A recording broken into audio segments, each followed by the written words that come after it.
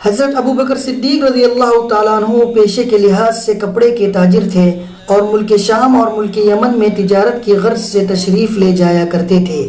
حضور اکرم صلی اللہ علیہ وسلم نے جس وقت نبوت کا اعلان کیا، آپ رضی اللہ تعالیٰ عنہ اس وقت ملک شام تجارت کی غرض سے گئے ہوئے تھے۔ آپ رضی اللہ تعالیٰ عنہ جب واپس آئے تو آپ رضی اللہ تعالیٰ عنہ کو حضور اکرم صلی اللہ علیہ وسلم کے اعلان نبوت کے بارے میں معلوم ہوا۔ حضور صلی اللہ علیہ وسلم نے آپ کو بھی دعوت اسلام دی، جسے آپ نے صدق دل سے قبول کر لیا اور دائرہ اسلام میں داخل ہو گئے۔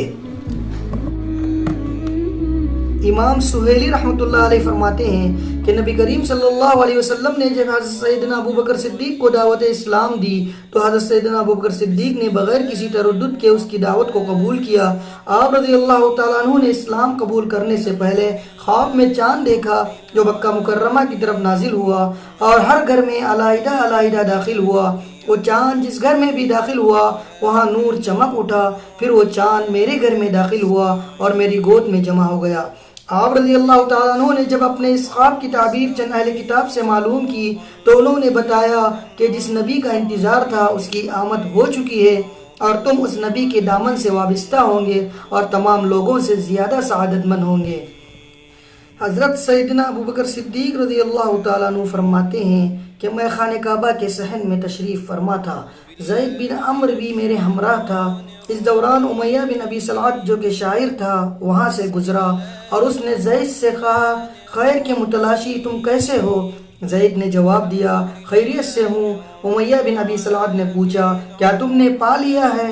زید نے کہا، نہیں۔ تب امیہ بن ابی سلعۃ نے شعر پڑھا جس کا مفہوم تھا کہ قیامت کے دن سارے دین مٹ جائیں گے اور صرف ایک دن باقی رہ جائے گا جس کا فیصلہ اللہ عز و جل فرمائے گا۔ پھر امیہ بن ابی سلعۃ نے کہا، جس کا تمہیں انتظار ہے وہ ہم میں سے ہوگا یا پھر اہل فلسطین میں سے ہوگا۔ حضرت سیدنا ابو بکر صدیق رضی اللہ تعالیٰ عنہ فرماتے ہیں کہ امیہ بن ابی سلعۃ کی بات سن کر میں ورقہ بن نوفل کے پاس گیا، جنہوں نے مجھے کہا، ہاں بھتیجے، ایک نبی کا انتظار تو ہے اور اہل کتاب اور علماء کا اصرار ہے کہ وہ شخص ملک عرب کی بہترین نسل میں سے ہوگا۔ ایک جگہ منقول ہے کہ حضرت سیدنا ابو بکر صدیق رضی اللہ تعالیٰ عنہ بعثت نبوی سے پہلے ملک یمن تجارت کی غرض سے گئے۔ ملک یمن میں آپ رضی اللہ تعالیٰ عنہ کی ملاقات قبیلہ ازد کے ایک عمر رسیدہ عالم دین سے ہوئی جو کہ تمام آسمانی کتابوں کا عالم تھا۔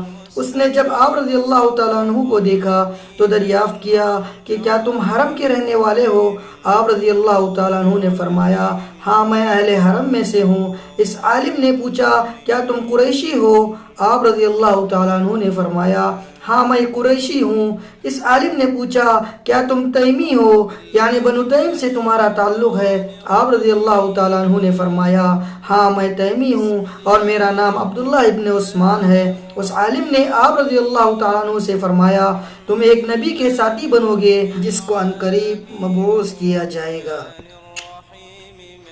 حضرت سیدنا ابو بکر صدیق رضی اللہ تعالیٰ عنہ جب ملک شام اور ملک یمن کے سفر کے بعد مکہ مکرمہ واپس آئے تو آپ رضی اللہ تعالیٰ عنہ کو سفر کی کامیابی کی مبارکباد دینے کے لیے سرداران قریش کا ایک وفد آیا اور کامیاب تجارتی سفر کی مبارکباد دی اور کہنے لگے کہ تمہارے دوست محمد بن عبداللہ نے نبوت کا دعویٰ کیا ہے اور ہمارے آباء و اجداد کے دین کے خلاف علم بغاوت بلند کیا ہے۔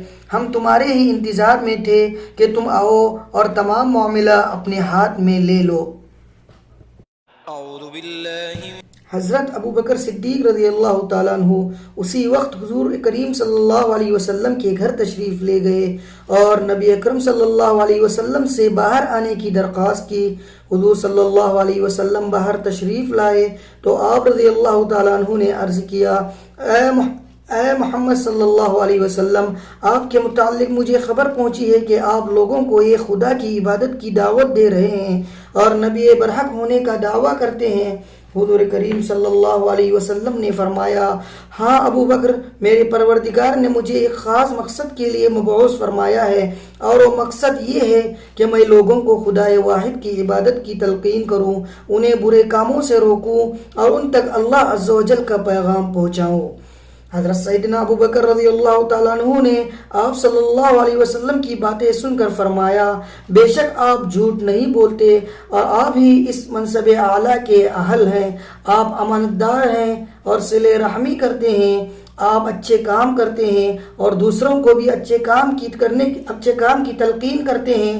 میں آپ کے دستحق پر بیعت کرتا ہوں اور اس بات کا اقرار کرتا ہوں کہ آپ اللہ کے رسول ہیں۔ اور پھر سیدنا ابو بکر صدیق رضی اللہ تعالیٰ عنہ نے اسلام قبول کر لیا۔